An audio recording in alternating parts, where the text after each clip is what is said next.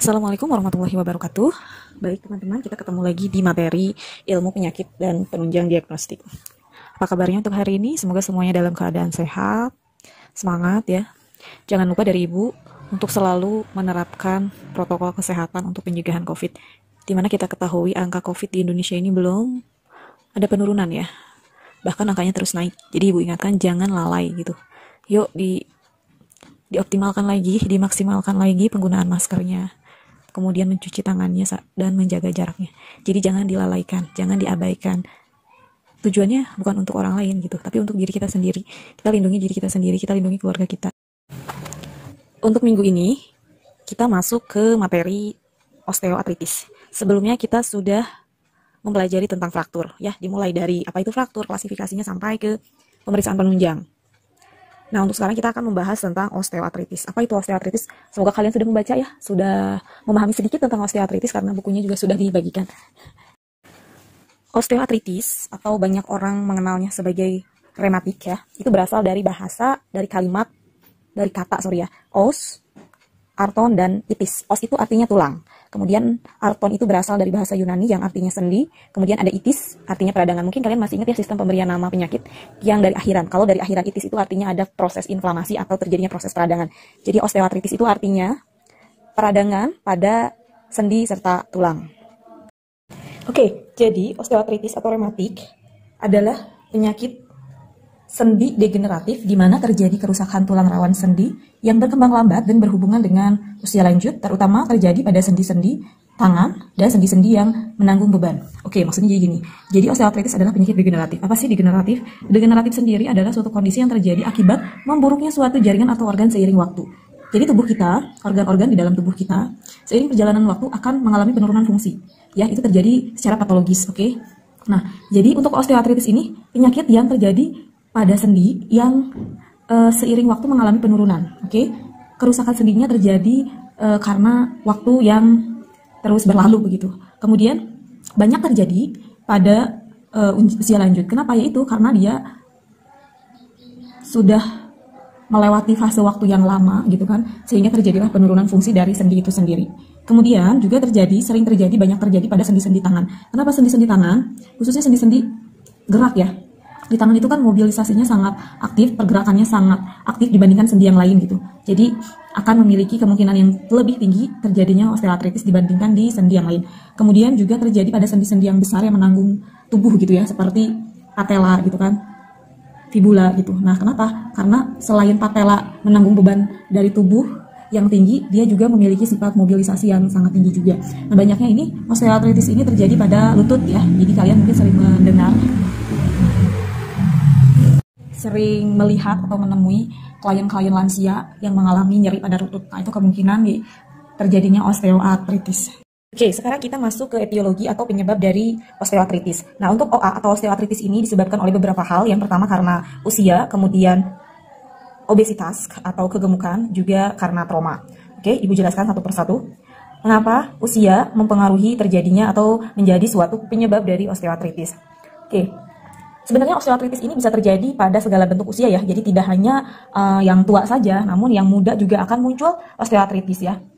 Kenapa? Kalau yang muda itu biasanya terjadi karena adanya trauma, mungkin juga dia karena memiliki kegemukan. Nah, sedangkan pada usia lanjut atau lansia, terjadinya osteoartritis ini terjadi karena pertambahan usianya. Mengapa? Karena bukan hanya sendi atau tulang yang menjadi kaku, melainkan juga produksi cairan sinovial yang ada pada sendi yang berfungsi sebagai pelumas itu berkurang gitu ya. Jadi selain dari kompleksitas tulang yang menurun, cairan sinovial yang menjadi pelumas antar sendi untuk melakukan pergerakan juga berkurang ya, mengakibatkan lansia rentan mengalami pergesekan antar tulang dan sendi. Nah, karena pergesekan antar tulang yang sendi itu tanpa adanya pelumasnya sudah berkurang, menyebabkan tulang rawan menjadi tipis. Nah, penipisan ini bisa menyebabkan adanya bengkak serta peradangan sehingga terjadilah osteoartritis atau OA. Jadi disimpulkan untuk usia ini kenapa menyebabkan osteoartritis? Pertama karena kompleksitas tulang pada lansia mulai menurun ya. Kemudian cairan sinovial yang ada antara sendi yang berfungsi, terjadinya gesekan antar sendi juga berkurang sehingga terjadi gesekan-gesekan antar sendi itu membuat si sendi menjadi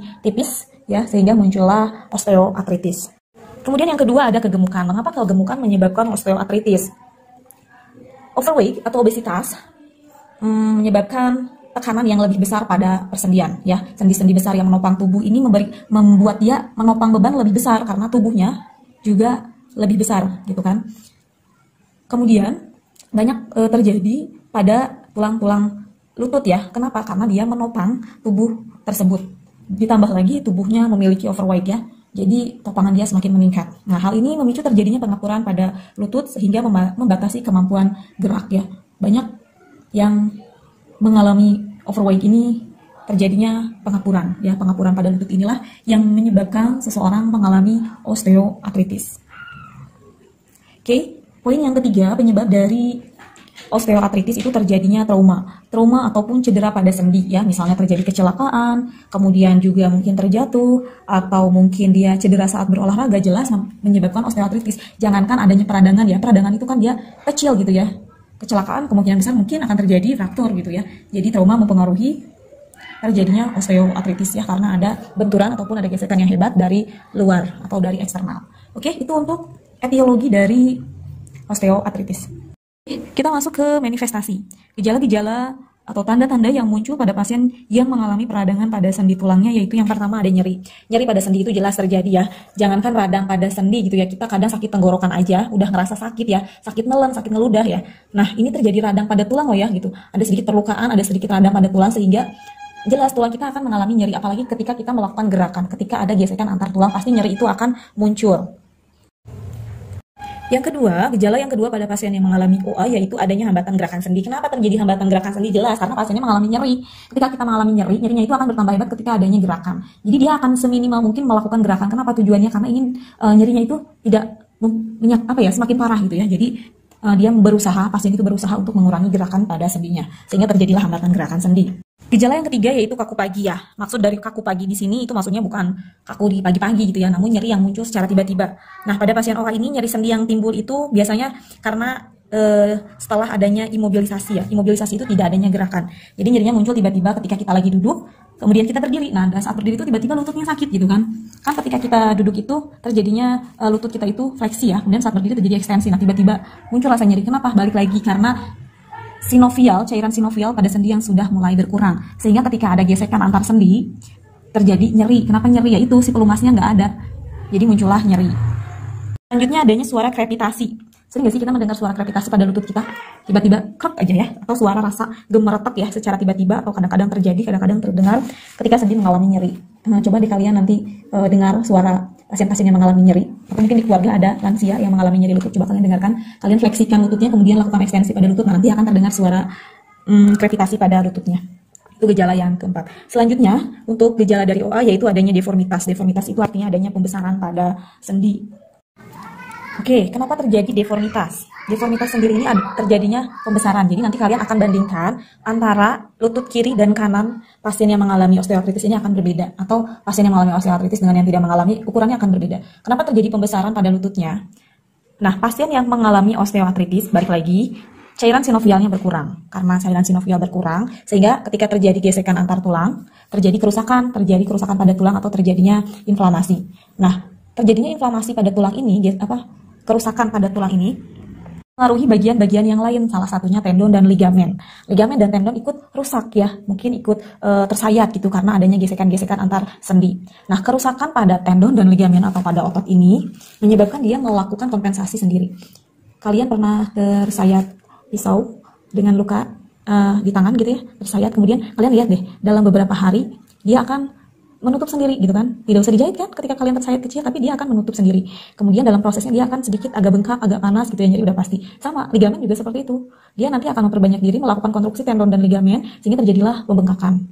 Nah, kenapa dia merekonstruksi dirinya? Karena tadi ada perlukaan akibat gesekan dari sendi ya, yang mempengaruhi ligamen, tendon dan muskulus lainnya juga mengalami kerusakan. Dari kerusakan itu dia berusaha untuk memperbaiki dirinya, merekonstruksi dirinya untuk kembali seperti awal gitu ya. Makanya terjadilah deformitas. Oke, gejala selanjutnya yang muncul pada pasien dengan OA yaitu adanya perubahan gaya berjalan.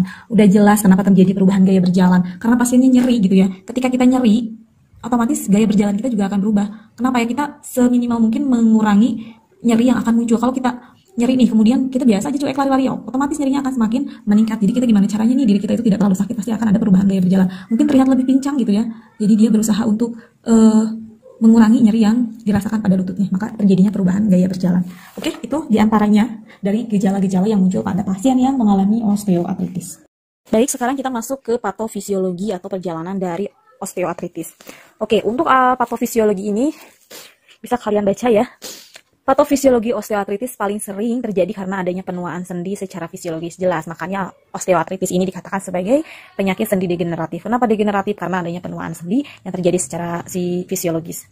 Namun ada beberapa faktor lainnya yang berperan terjadinya osteoartritis, seperti adanya trauma, seperti kecelakaan, seperti kecelakaan olahraga dan lain-lainnya, itu yang dimaksud dengan trauma atau cedera, faktor genetik serta adanya obesitas. Nah, faktor-faktor tersebut memberikan beban pada sendi yang berkepanjangan sehingga dapat menyebabkan terganggunya fungsi dari sendi dan dapat menyebabkan osteoartritis ya. Itu singkat dari fisiologis osteoartritis. Oke, sekarang kita masuk ke pathway dari osteoartritis. Oke, dilihat ya untuk bagian pathway-nya. Di atas ada osteoartritis. Nah, dari osteoartritis ini dapat menyebabkan beberapa masalah. Yang pertama akan muncul yang namanya inflamasi. Udah jelas, osteoartritis itu peradangan pada sendi tulang, maka terjadilah proses inflamasi atau peradangan. Nah, dari proses peradangan ini, kan tadi ada yang rusak ya, ada yang rusak karena terjadinya gesekan. Nah, dari yang rusak ini memunculkan yang namanya respon pelepasan nyeri. Jelas dong, tulang kita terkikis gitu kan, pasti akan adanya nyeri. Nah, karena ada pelepasan mediator nyeri ini menyebabkan respon saraf nyeri, di mana sistem saraf pusat bereaksi untuk memberikan sinyal kalau daerah tersebut mengalami nyeri, sehingga muncullah masalah keperawatan yang disebut nyeri. Jadi untuk yang kotak hijau, yang berwarna hijau itu adalah masalah keperawatan. Nah, nanti untuk jelasnya masalah keperawatan dari diagnosa, intervensi, implementasi kita akan pelajari di semester selanjutnya ya. Untuk sekarang kita fokus ke penyakitnya. Oke, lanjut. Osteoartritis juga dapat menyebabkan perubahan komponen sendi, jelas ya. Kemudian dari perubahan komponen sendi ini terjadi perubahan fungsi sendi. Tadi kan dia menyebabkan adanya peradangan. Dari peradangan dia fungsinya jadi terganggu. Kenapa terganggu? Karena adanya rasa sakit ya.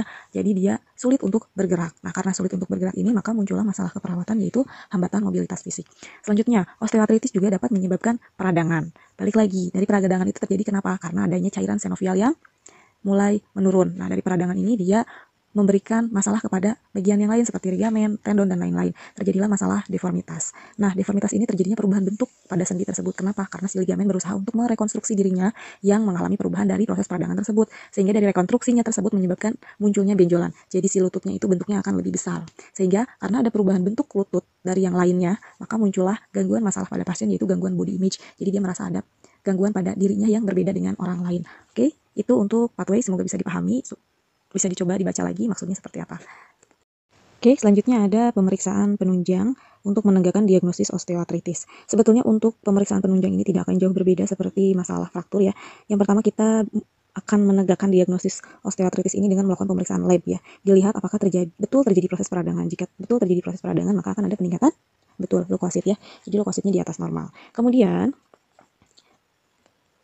pemeriksaan yang kedua juga dilakukan fotorongsen. Nah, fotorongsen jelas kita akan dapat membantu mendiagnosis adanya perubahan dari sendi tersebut ya. Jadi nanti dari hasil rongsen tersebut akan muncul nih gambaran sendi pada pasien osteoartritis, apakah ada perubahan atau tidak. Oke, yang terakhir ada pemeriksaan penunjang, yaitu dengan melakukan pemeriksaan cairan sendi. Ya, untuk pemeriksaan cairan sendi ini yang dianalisa adalah cairan sinovial. Pemeriksaan cairan dilakukan untuk membantu mendiagnosis penyebab peradangan, nyeri, dan pembengkakan. Jadi nanti cairan sendi itu akan diambil, cairan sinovial akan diambil menggunakan jarum yang ditusukkan ke dalam cairan itu berada ya. Itu berada di antara tulang atau berada pada sendi. Nah, jadi nanti cairannya akan diambil, kemudian akan dianalisis dari berbagai jenis karakteristiknya. Dari segi penampilannya, kekentalannya, kemudian warna, dan lain sebagainya. Nah, nanti akan dilihat apakah betul adanya penurunan fungsi dari si cairan sinovial tersebut. Baiklah, pertemuan hari ini Ibu cukupkan dulu. Jadi kita sudah membahas apa itu osteoartritis. Oke. Kemudian kita sudah membahas apa aja sih penyebab dari osteoartritis ya. Kemudian gejala yang muncul pada pasien dengan osteoartritis sampai dengan pemeriksaan penunjang. Oke, untuk penugasan minggu ini akan sedikit berbeda dari penugasan-penugasan sebelumnya. Oke, minggu ini Ibu akan berikan tugas kelompok. Wah, gimana nih Bu, kan kita lagi pembelajaran jarak jauh. Gimana mau kerja kelompok? Ya kerja kelompoknya juga daring ya. Jadi tidak bertemu ya Ibu. Tidak memperkenankan kalian, tidak membolehkan kalian untuk kerja kelompok di satu rumah, tidak. Jadi kalian harus kerja kelompok secara jarak jauh. Silakan kalian modifikasi seperti apa caranya. Nah, jadi nanti tugasnya itu kelompok. Satu kelompok terdiri dari 5 orang. Nah, dari 5 orang ini harus membuat video seperti yang Ibu buat sekarang ya, yang berisi materi salah satu penyakit. Kemudian kalian jelaskan. Kalian jelaskan dari mulai definisi sampai ke pemeriksaan penunjang atau boleh sampai ke komplikasi, silahkan kalian jelaskan. Nah, nanti pembagiannya gimana? Pengerjaannya seperti apa? Nah, nanti dari 5 orang ini dibagi tugasnya. satu orang mengerjakan definisi dan etiologi. Ya, jadi nanti misalnya Ibu kasih tugas tentang osteoporosis. Nah, satu orang mengerjakan definisi dan klasifikasi dari osteoporosis. Kemudian orang kedua mengerjakan etiologi dan manifestasi klinis dari osteoporosis. Orang ketiga nanti mengerjakan patofisiologi dengan pathway dari osteoporosis. Orang keempat mengerjakan pemeriksaan penunjang dan penata laksanaan medis dari osteoporosis. Orang kelima menjadi leader dari teman-temannya untuk mengatur, mengkoordinasi teman-temannya sejauh mana tugasnya sudah selesai. Dan nanti dari setiap orang 1, 2, 3, dan 4 ini memberikan tugasnya kepada orang kelima. Dan orang kelima membuat atau menyatukan video tersebut menjadi satu video yang utuh. Oke? Nah, nanti orang kelima ini selaku leader melengkapi video tersebut, memberikan kata sambutan, kemudian penutup, dan lain-lain. Atau mungkin bisa mengenalkan teman-temannya dalam kelompok tersebut. Intinya mendesain video tersebut menjadi lebih menarik, kemudian mudah dipahami juga. Nah, nanti video lengkapnya akan dikirimkan ke Ibu oleh si leader ini. Oke, dikirimkan ke Ibu oleh si leader. Dan akan Ibu upload satu per satu setiap minggunya.